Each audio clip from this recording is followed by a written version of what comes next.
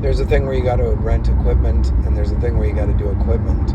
And if you want to have equipment, there could be a situation where you run an HVAC company and you have an employee who's there for 30 years and he's building a house for his daughter.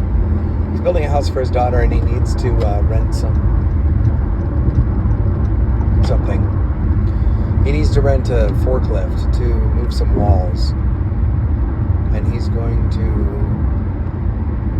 There should be a kind of an equipment rental agreement with him.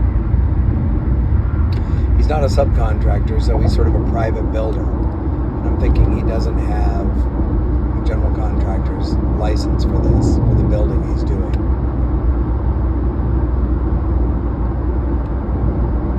So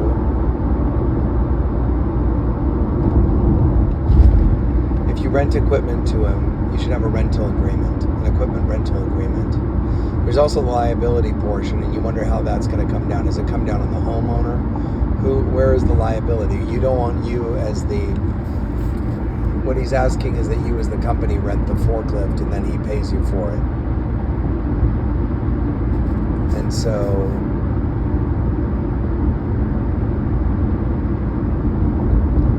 if that's the case, then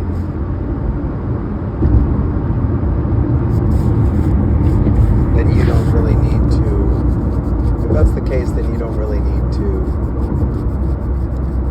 You need to have some type of hold harmless where they're the ones who assume the liability if there's anything that goes wrong. So if you have an employee who wants you to rent the piece of it with a forklift and then they will use it, then you need that hold harmless. On the damage to the equipment, that would be their equipment policy that would cover it, but it would also be the